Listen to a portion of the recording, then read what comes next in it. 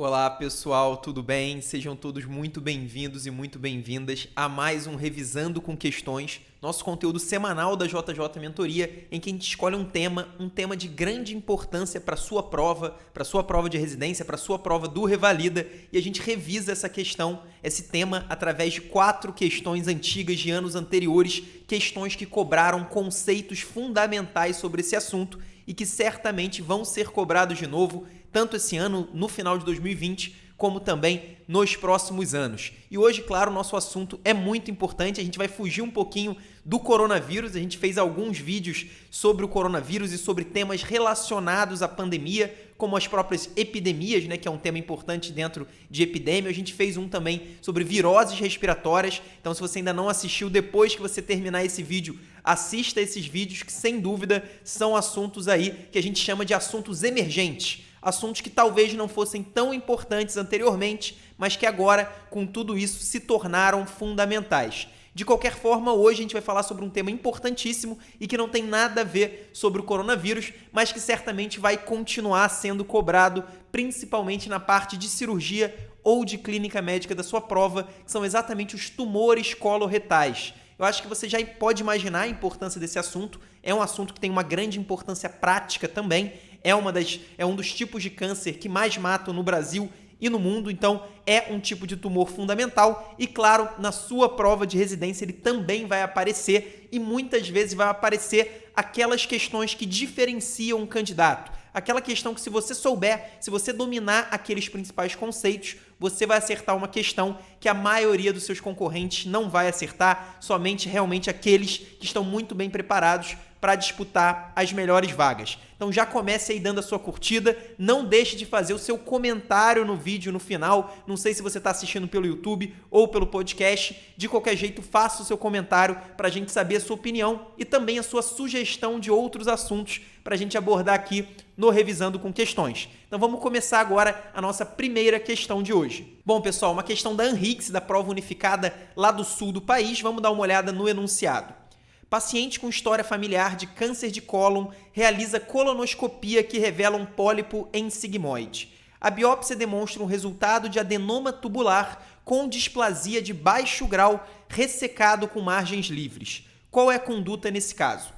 Letra A, nova colonoscopia em 3 anos. Letra B, nova colonoscopia em 1 ano. Letra C, nova colonoscopia se aparecerem sintomas. E a letra D, colonoscopia anual se o paciente tiver mais de 50 anos. Então a banca da ANRICS trouxe um paciente, não disse a idade do paciente, mas falou que que foi realizada uma colonoscopia e foi identificado um adenoma tubular com displasia de baixo grau, que foi ressecado com margens livres. Então, a gente conseguiu tirar todo o tecido que tinha realmente aquele adenoma, né, aquela neoplasia benigna, e não havia, então, um adenocarcinoma, que aí sim seria um caso de câncer de cólon. Então, por enquanto, a gente só teve um pólipo com adenoma. Eu trouxe essa questão para a gente falar sobre esses 2 grandes assuntos.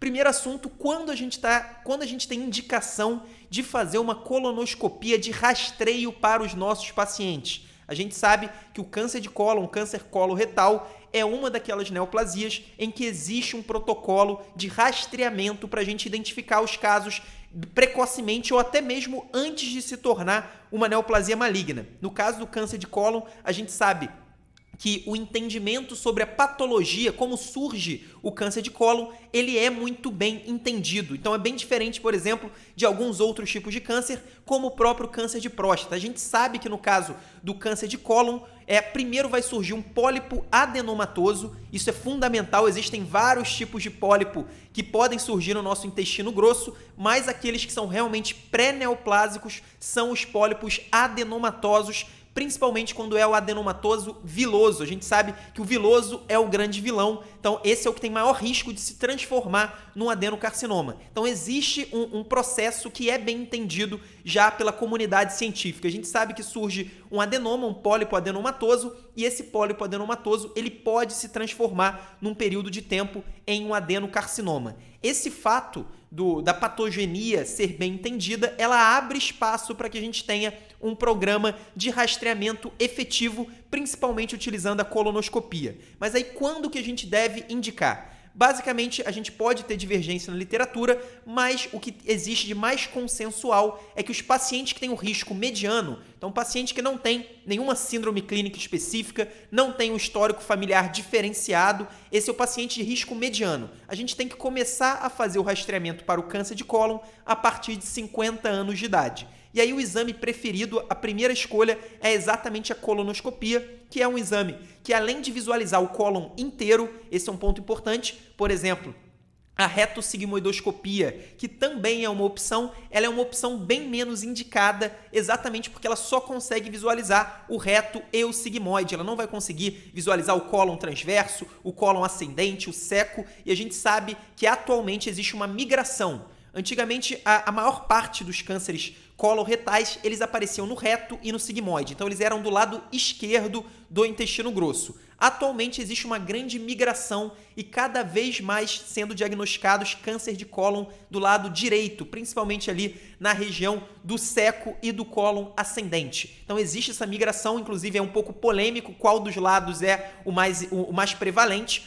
Já existem algumas referências citando o lado direito como mais prevalente, mas ainda não é uma certeza absoluta. De qualquer forma, por conta dessa migração, a retossigmoidoscopia perdeu muita força, porque se você tiver lá um câncer no cólon ascendente, você não vai conseguir diagnosticar com a sigmoidoscopia. Então, basicamente, a gente tem como exames a colonoscopia, que deve ser feita a cada 10 anos, a partir de 50 anos de idade. Se o paciente chegar a 75, muitas referências já recomendam que a gente pare o rastreamento, mas aí é um pouco mais polêmico. De qualquer jeito, começa aos 50 anos e vai de 10 em 10 anos se você não encontrar nada. É diferente dessa questão que a gente já encontrou um adenoma, né? A gente encontrou um pólipo adenomatoso. Então, uma das opções é a colonoscopia de 10 em 10 anos. Outra opção que vem sendo muito utilizada lá fora e até mesmo aqui no Brasil é o que a gente chama de colonoscopia virtual, que nada mais é do que uma colonografia, uma tomografia computadorizada que é feito com uma insuflação do reto do intestino com ar. Então a gente consegue uma reconstrução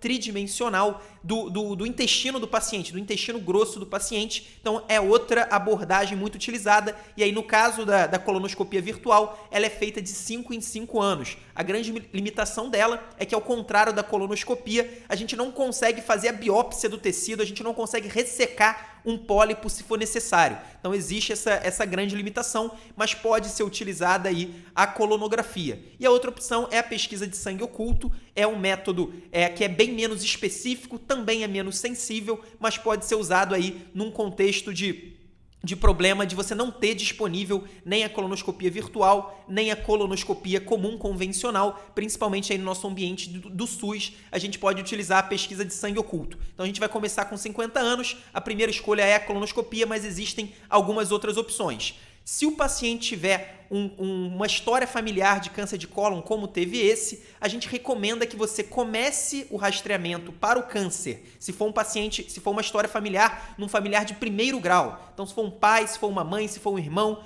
ou se for um filho na verdade vai ser muito raro, mas se for um pai ou se for um irmão, a gente pode começar 10 anos antes do momento do diagnóstico. Então imagina que você tem um paciente que o pai teve câncer de cólon com 55 anos. Nesse caso, você pode começar o rastreamento desse filho a partir de 45, que seriam 10 anos antes do momento do diagnóstico do pai. Então esse é basicamente o rastreamento mais comum que você precisa saber. Mas nesse caso não era isso. A banca quer saber agora, você fez o diagnóstico de um pólipo adenomatoso tubular, uma displasia de baixo grau que foi ressecada com margens livres, e agora qual que é o segmento desse paciente? É mais um tópico que tem divergência na literatura, mas o que eu vou falar aqui vai ser suficiente para você acertar a grande maioria das questões. Então, sempre que for um pólipo adenomatoso, primeiro, eu só estou falando de pólipo adenomatoso, cuidado com a pegadinha. Se for um pólipo inflamatório, se for um pólipo hiperplásico, você não vai fazer nada. O segmento é normal, então você vai seguir a colonoscopia de 10 em 10 anos. Seria basicamente você ignorar a presença do pólipo. Então isso é muito importante. Mas no caso de um pólipo adenomatoso, se ele tiver mais do que 1 centímetro, nesse caso a banca não citou o tamanho, ou se ele tiver uma displasia de alto grau, ou se ele for um pólipo adenomatoso viloso, nesse caso, nosso segmento vai ser de 3 em 3 anos, como está ali na letra A. A banca Dan Higgs considerou a letra A como o gabarito correto. Realmente vocês vão ver que, sem dúvida nenhuma, é a melhor opção, apesar ali da gente não saber o tamanho do pólipo. A banca não citou o pólipo como sendo um viloso, né? Um adenoma viloso. É uma displasia de baixo grau, não é uma displasia de alto grau. A gente não sabe o tamanho. Se for um pólipo acima de 1 centímetro, com certeza o segmento seria de 3 em 3 anos, gabarito letra A. Se fosse um pólipo menor do que 1 centímetro, aí o segmento seria de 5 a 10 anos, aí vai depender muito da referência bibliográfica que a gente utilizar, mas seria de 5 a 10 anos. A gente não tem essa opção na resposta, então não houve dúvida, sem dúvida nenhuma, a melhor resposta aí é a letra A, por ser um pólipo adenomatoso. A gente não sabe, ele tem uma displasia de baixo grau, ele não é viloso, a gente não sabe o tamanho, a melhor resposta seria um segmento de 3 em 3 anos. Mas aí, se for um pólipo menor do que 1 centímetro, que não seja viloso e que não tenha uma displasia de alto grau, a gente pode aumentar um pouquinho aí essa margem de screening, né, de segmento do pólipo para 5 a 10 anos. De qualquer jeito, a melhor resposta é a letra A. É uma questão muito boa para você relembrar, memorizar vários pontos importantes. E eu mais uma vez ressalto, cuidado com a pegadinha dos pólipos. O pólipo pré-neoplásico é o pólipo adenomatoso. A gente tem também o pólipo amartoso, que é um pólipo que pode virar um câncer, mas é bem menos comum. Então, assim, basicamente memorize o pólipo adenomatoso. O adenoma, esse sim, é o pólipo pré-neoplásico, que pode vir a se transformar num adenocarcinoma de cólon. A gente sabe que no caso do tumor de cólon e reto, a gente basicamente tem um tipo histológico. O restante, claro que existem outros, mas é muito, muito, muito raro. Então, mais de 95% dos casos vão ser aí o câncer adenocarcinoma, que se originaram de um pólipo adenomatoso. Agora vamos para essa segunda questão, uma questão da USP Ribeirão Preto. Homem, 79 anos, refere alteração no hábito intestinal há 1 ano, passando a evacuar várias vezes ao dia em pequena quantidade, com muco e estrias de sangue nas fezes. Relata dor retal e perda ponderal de 10 quilos no período. A abordagem inicial, o provável diagnóstico e o tratamento mais adequado são... Então, basicamente, letra A, a banca diz que o diagnóstico é neoplasia de reto, a conduta inicial seria um exame proctológico e o tratamento radioterapia e ou cirurgia. A letra B fala que o diagnóstico seria uma neoplasia coloretal, o exame diagnóstico a colonoscopia e a conduta cirurgia transanal. E a letra C fala em retoscopia como conduta inicial diagnóstica, provável diagnóstico neoplasia de sigmoide e a conduta radioterapia. E a letra D, que é a opção mais absurda, diz que o diagnóstico provável é a neoplasia de próstata, que a conduta seria o toque retal, e que a conduta diagnóstica seria o toque retal e o tratamento a prostatectomia. Então essa letra D não tem nada a ver, o paciente ali tem uma perda ponderal importante, então chama atenção para a possibilidade de uma doença neoplásica, mas pela história clínica ali, de alteração no hábito intestinal há 1 ano,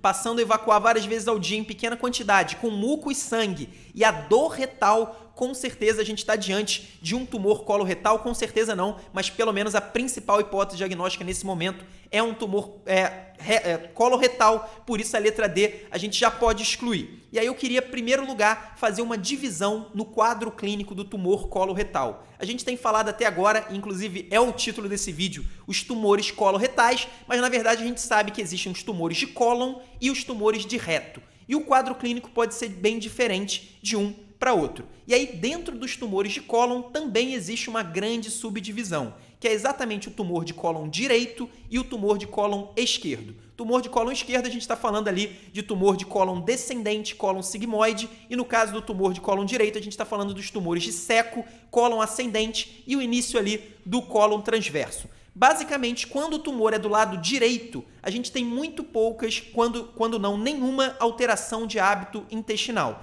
Isso a gente pode inferir, porque no lado direito do intestino grosso, as fezes ainda não estão muito bem formadas. São fezes líquidas, e aí para você ter alterações de hábito intestinal, você precisaria ter uma obstrução praticamente completa do lado direito para causar essa alteração de hábito intestinal. Já no lado esquerdo, como as fezes já estão formadas, uma obstrução, ainda que pequena, ainda que seja uma obstrução parcial, já podem alterar o calibre e o hábito intestinal do paciente. Então, no caso do tumor de lado direito, a grande alteração clínica que você vai ver tanto na prática quanto na prova de residência, é a anemia ferropriva. Os tumores do lado direito eles costumam dar um sangramento crônico e o paciente vai tendo uma depleção do estoque de ferro corporal e isso ao longo do tempo vai dando ele uma anemia ferropriva. Então a anemia ferropriva associado aí à perda ponderal, que pode acontecer praticamente em qualquer neoplasia maligna, é o quadro clínico básico do tumor de lado direito, tumor de cólon direito. Já o tumor de cólon esquerdo, aí sim entra alteração de hábito intestinal, também no tumor de reto, tanto no tumor de cólon de lado esquerdo, quanto no tumor de reto.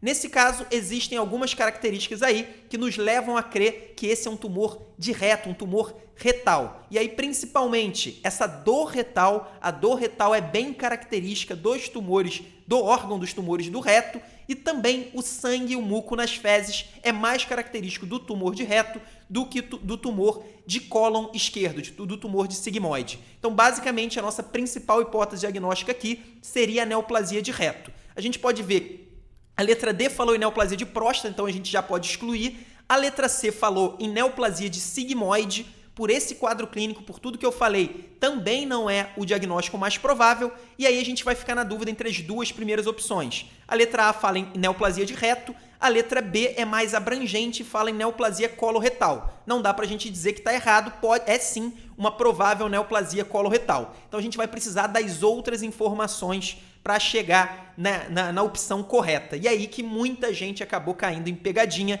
e errou essa questão da USP Ribeirão Preto. Que o pessoal, ao ler a colonoscopia a gente sabe que é o principal exame diagnóstico de praticamente qualquer neoplasia de trato gastrointestinal, seja no esôfago, estômago, no cólon, no reto. A colonoscopia é o principal exame porque ela vai visualizar de maneira direta e você vai conseguir fazer ali uma biópsia tecidual visualizando a lesão. Então a colonoscopia sem dúvida vai ser utilizada e mesmo quando a gente tem um tumor apenas no reto, que é a parte ali distal do intestino grosso, mesmo assim a gente tem indicação de fazer a colonoscopia para ver se esse paciente tem outro tumor, que é o que a gente chama de um tumor sincrônico. Então está indicada a colonoscopia, às vezes, é claro, por conta da obstrução do reto, a gente não consegue passar o aparelho, fazer a colonoscopia. Nesse caso, a gente pode lançar a mão da colonoscopia virtual, que é a colonografia que eu expliquei na primeira questão. Então a gente tem indicação sim de colonoscopia de qualquer forma.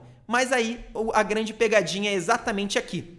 Se a gente pensar no trecho final da questão, e aí mais uma vez, eu já falei isso algumas vezes, mas eu volto a repetir, sempre preste muita atenção no trecho final do enunciado, porque é no trecho final do enunciado que a banca vai dizer para você exatamente o que ela quer. É ali que ela vai esconder as pegadinhas. E no caso dessa questão da USP Ribeirão Preto, a banca foi clara, ela quer a abordagem inicial. E um paciente com essa sintomatologia, com provável câncer de reto, como a gente explicou, a conduta inicial diagnóstica, sem dúvida nenhuma, é um exame proctológico. Então, o proctologista, o médico, ele não pode sair pedindo uma colonoscopia sem ao menos fazer um exame proctológico básico nesse caso, ainda mais nesse caso que tem esse sintoma compatível com o tumor de reto. Então, o médico fazendo, por exemplo, um toque retal, ele já pode identificar o tumor. Então, isso é muito importante, nós não vamos pular etapas. A primeira etapa, a abordagem inicial, é o exame proctológico,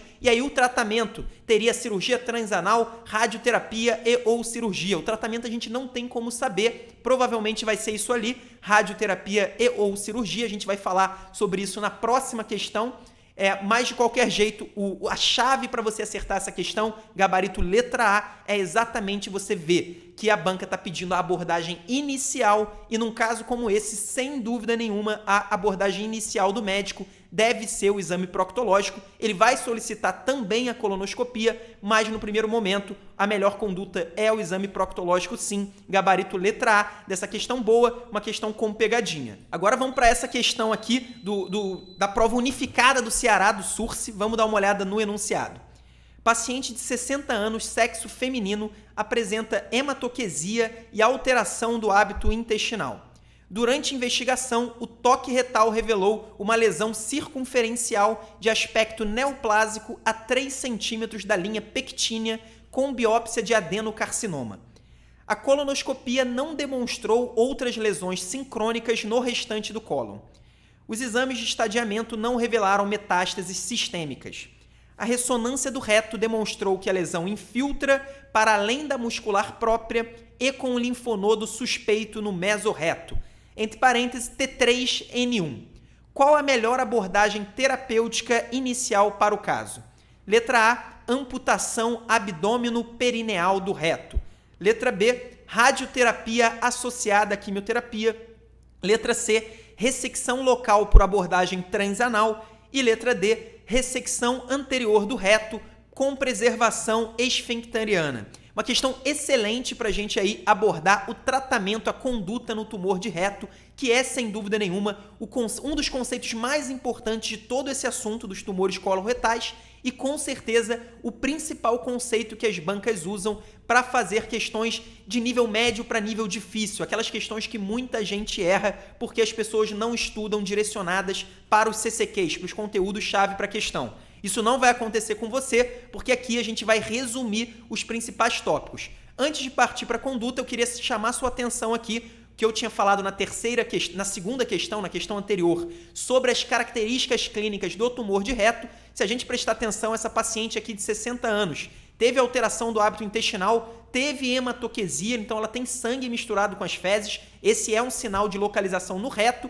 E, principalmente, o médico fez o correto. Ele fez uma investigação, ele fez um exame proctológico com o toque retal e ele já diagnosticou a lesão circunferencial de 3 centímetros. Então, ele viu o tumor de reto através do exame clínico. Depois, sim, ele pediu a colonoscopia. Como eu havia falado, está indicada sempre a colonoscopia para ver se há ou não outras lesões, o que a gente chama de tumores sincrônicos. Então, foi tudo feito corretamente aí no enunciado da banca e agora a gente quer saber a conduta. Qual é a conduta no tumor de reto?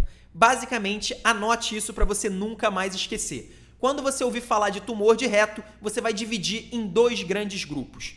Tumor de reto baixo e tumor de reto médio ou tumor de reto alto. Então, médio e alto você junta no mesmo pacote e do outro lado a gente tem os tumores de reto baixo. Qual que é a grande diferença nesses 2 tipos de tumores? No caso do tumor de reto baixo, a gente não consegue fazer normalmente essa cirurgia aqui que está na letra D. É a ressecção anterior do reto com preservação esfincteriana. Então, a ressecção anterior do reto, que pode ser chamada de ressecção abdominal baixa também, a famosa RAB, é uma cirurgia que a gente preserva o esfíncter anal e a gente tira o tumor e aquele bloco de tecido. Então, é uma cirurgia que a gente consegue curar o câncer de reto e preservar o esfíncter anal, que é o nosso grande objetivo. O problema disso é que quando o tumor é um tumor de reto baixo, e a gente vai chamar de tumor de reto baixo, quando ele está até 5 centímetros de distância da margem anal, nesse caso 3 centímetros da linha pectínea, dá exatamente 5 centímetros de distância da margem anal, é exatamente isso, um tumor de reto baixo. Nesse caso, a gente não consegue preservar o esfíncter anal por conta da distância muito curta. A gente teria que colocar uma margem muito pequena e isso está contraindicado. Então, o grande problema dos tumores de reto baixo é que normalmente, pelo menos no padrão, a gente não consegue fazer a RAB, a ressecção anterior do reto ou ressecção abdominal baixa, e a gente não pode preservar o esfíncter anal. Isso, é claro, eu estou falando dos tumores de reto, que são tumores um pouco mais avançados. Se for um tumor extremamente superficial, um tumor que está ali restrito à mucosa, no máximo à submucosa, a gente ainda pode fazer uma ressecção local transanal, mesmo se for um tumor de reto baixo. Mas não é isso que vai aparecer normalmente na sua prova, não é isso que a banca do SURSE trouxe para nós. Ela trouxe um tumor T3, um tumor que já foi além da muscular própria. A gente sabe que no caso dos tumores de cólon e tumor de reto, T1 é até a submucosa, T2 é até a muscular própria. Então, se já avançou além da muscular própria, é um tumor T3, então a gente não tem a menor possibilidade de fazer uma excisão local, como está ali na letra C. A gente já pode excluir a letra C. E a letra D, por enquanto, a gente não pode fazer também. Por ser um tumor de reto baixo, nós não conseguimos fazer a ressecção anterior do reto. E aí, a grande questão, que é o que você precisa realmente anotar, que você não pode deixar de esquecer, é que normalmente a nossa conduta seria a letra A amputação abdômeno-perineal do reto, que é chamado também de ressecção abdômeno-perineal, conhecida como cirurgia de Milles. Essa cirurgia ela tem como principal problema exatamente a não preservação do esfíncter anal. Então o paciente acaba tendo que ficar com uma colostomia definitiva se ele sofrer aí a cirurgia de Miller, se ele tiver que fazer uma amputação abdômeno-perineal do reto. Então essa era a conduta antigamente. Atualmente, antes de partir para a amputação abdômeno-perineal do reto, então antes de fazer a cirurgia de Miller e entregar um paciente com colostomia definitiva, a gente vai tentar fazer uma radioterapia e quimioterapia neoadjuvante. Então a gente quase sempre, em tumores de reto baixo, a gente vai fazer QT e RT neoadjuvante antes da cirurgia para tentar preservar o esfíncter anal. Então, para evitar fazer a letra A, que é a amputação abdômeno-perineal do reto, a gente vai fazer a letra B, que é uma radioterapia associada à quimioterapia, para tentar evitar fazer a letra A e fazer a letra D, que aí sim manteria o esfíncter anal preservado. Então pode parecer confuso, mas basicamente, quando o tumor é de reto baixo, um tumor que já ultrapassou a submucosa, nesse caso a gente vai fazer quimioterapia e radioterapia neoadjuvante para tentar diminuir o tamanho do tumor e evitar a colostomia definitiva, evitar a cirurgia de Miller e tentar fazer a RAB, a ressecção abdominal baixa, a ressecção anterior do reto com uma preservação do esfíncter anal. Se você memorizar esses conceitos que eu trouxe aqui, eu tenho certeza que vocês vão acertar todas as questões sobre conduta no tumor de reto. É um tipo de questão que muita gente erra, basicamente porque nunca parou para estudar com calma, focado nos CCQs. Então, esse é um recado, uma questão importantíssima. O gabarito é a letra B, para a gente evitar fazer a cirurgia descrita na letra A e tentar fazer a cirurgia descrita na letra D. Como a banca está falando qual é a melhor abordagem terapêutica inicial para o caso, mais uma vez aí a banca dando a dica pra gente, ela fez questão de dizer inicial, ela poderia até não ter o inicial, porque é a conduta, a gente sabe que se a banca está perguntando qual é a melhor abordagem terapêutica, a melhor abordagem terapêutica é sim a RT mais QT neoadjuvante. Nesse caso, como era um tumor que já tinha cometimento linfonodal e já era um tumor T3, então já era um tumor avançado, a gente faria QT e RT neoadjuvante independentemente de ser tumor de reto baixo ou de reto médio ou reto alto. Esse é um ponto importante. Como a gente já tem linfonodos positivos, a gente já faria isso, mas de qualquer forma, na maioria das questões vocês vão ver tumor de reto baixo, vocês vão fazer uma terapia neoadjuvante para evitar a colostomia definitiva, por isso o gabarito aí é a letra B. Agora, para finalizar, mais uma questão aí de prova do Nordeste, dessa vez de Pernambuco, a Secretaria Estadual de Saúde de Pernambuco. Vamos dar uma olhada na questão. Um paciente de 65 anos é referenciada pelo método generalista, já com diagnóstico feito por colonoscopia e biópsia de um adenocarcinoma de 3 centímetros na flexura hepática do cólon transverso. O estadiamento pré-operatório sugere um tumor T3N2M0. O melhor tratamento para essa condição é o seguinte. Aí a banca ela tem várias opções. Antes de falar das opções, vamos dar uma olhada direito no enunciado e o que a banca quer saber de nós. Nesse caso, não é um tumor de reto, é um tumor de cólon, que a banca falou que está na flexura hepática do cólon transverso. Então está ali na transição entre cólon transverso e cólon ascendente, um pouco mais para o lado direito do intestino grosso. A banca fez questão de dizer também qual era o estadiamento, então é um tumor T3, já ultrapassou a muscular própria e é um tumor N2, então ele já está cometendo aí uma grande cadeia linfonodal. Esse é um ponto importantíssimo. Então, basicamente, qual que é o tratamento do tumor de cólon? A gente falou sobre o tumor de reto, agora a gente precisa falar sobre o tumor de cólon. Tumor de cólon, quase sempre o tratamento vai ser cirúrgico e a gente não vai fazer, imagina que existe um tumor no meio do cólon transverso. Muita gente acha erradamente que para tirar esse tumor, você basta fazer uma margem aí de 1, 2 centímetros, tirar o bloco de tecido